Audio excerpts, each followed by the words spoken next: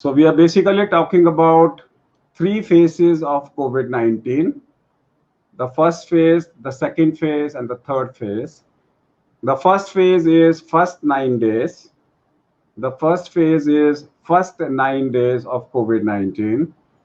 That is the viral phase, when the viral becomes contagious, replicative, infectious, alive. That's the first phase. The second phase is a post-COVID phase, which lasts up to 120 days, 3 months, which lasts up to 3 months, that's 90 days. So after 3 months starts the non-COVID phase. That means अगर आपको hospital में admit होते हो, किसी के doctor के पास जाते हो, after 9 days, 90 days, he cannot write post-COVID. You cannot write. You don't write after your marriage, post-marriage.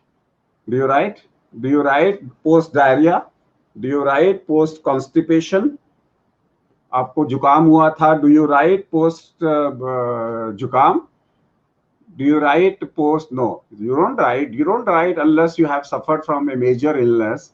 You don't write. You don't write infectious diseases की जिंदगी भर तक आप लिख रहे हो कि 2005 में मेरे को डायरिया हुआ था, पोस्ट डायरिया. नो.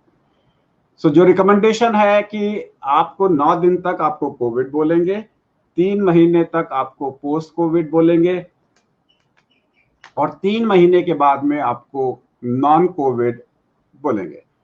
यानी कि 3 महीने के बाद में अगर आपने नहीं भी बताया कि मेरे को कोविड हुआ था, उससे फर्क नहीं पड़ता. सो याद रखो, non Covid means 3 months, post Covid means 9 days to 3 months. इस पीरियड के अंदर में, because you are taking precautions. Why? इस 3 महीने के अंदर में आपकी बॉडी में RT-PCR पॉजिटिव आ सकता है, आपका इन्फ्लेमेशन परसिस्ट कर सकता है, आपको फीवर परसिस्ट कर सकता है.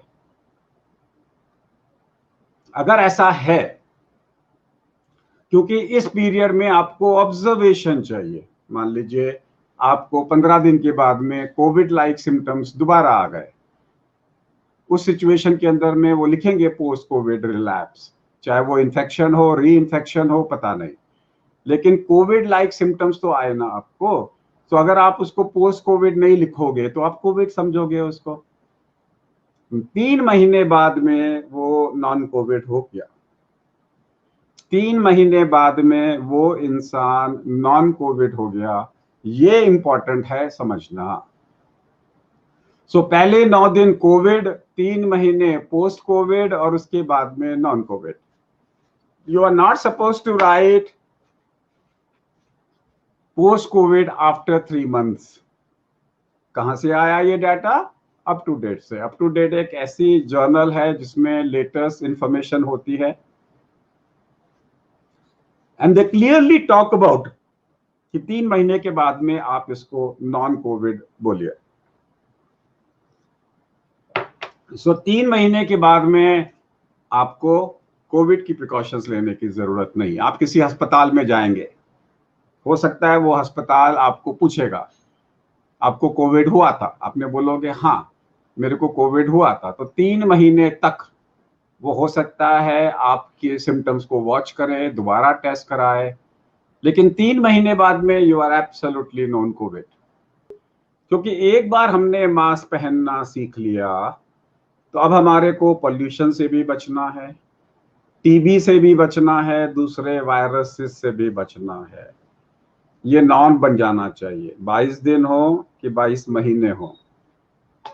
अगर हम मास्क पहनते हैं तो पोल्यूशन रिलेटेड इलनेसेस नहीं होंगी, टीबी नहीं होगा, मीजल्स नहीं होगा, चिकन पॉक्स कम हो जाएगा, बहुत सारी बीमारियां कम हो जाएंगी अगर हम रेगुलरली मास्क पहनेंगे. तो अगर आप पब्लिक गैदरिंग में मिलके आए हो, यानी कि आप पब्लिक से मिले हो, अब एयरपोर्ट में तो बहुत लोगों से आप मिले होंगे, आप लाइनों में भी लगे होंगे, तो पब्लिक में तो आप मिल लिए, तो वापस आने के बाद में क्वारंटाइन आपके अपने हित में है. तो क्या करो? Just monitor. सबसे पहले आप कहाँ गए थे, उस एरिया में कितना फैला हुआ है. अगर वो नॉन कंटेनमेंट जोन था तो वापस आके अपने आप को मॉनिटर कर लो. मॉनिटर का मतलब है सावधानी, यानी कि किसी से भी मिलोगे मास्क पहनो और 5 दिन तक अपने आप को सिम्टम्स को वॉच करो। अगर 5 मिनट में आपको सिम्टम्स नहीं आए तो इट्स ओके, क्योंकि normally most of the people will get symptoms in 5 days। You just monitor yourself for 5 days। हमारी जो फूड पाइप होती है उसका अपर एंड होता है और लोअर एंड होता है। लोअर एंड को हम नीचे हमारा जो गैस्ट्रिक एरिया में लोअर इसोफेजियल स्फिंक्टर बोलते हैं। एक हमारा अपर इसोफेजियल स्फिंक्टर होता है जिसे क्रिकोथायराइड मसल बोलते हैं। अगर वो मसल स्पाज्म में चली जाए, उससे आपको ऐसे लगता है कि मेरे थ्रोट के अंदर में कुछ फंस गया है, निकल नहीं रहा। या तो आपको हम H2 ब्लॉकर देते हैं जो कि एंटासिड है, अदरवाइज आप म्यूकेन जेल ट्राई करिए दिन में 3 बार, कि पहले 3 महीने के अंदर में जब भी आपको कोरोना जैसे सिम्टम्स दोबारा आते हैं, वो लोग जिनके 3 महीने पूरे नहीं हुए, अगर 3 महीने के अंदर में आपको कोरोना लाइक सिम्टम्स दोबारा आते हैं तो आप देखिए CRP दोबारा बढ़ा कि नहीं बढ़ा, ESR दोबारा बढ़ा कि नहीं बढ़ा।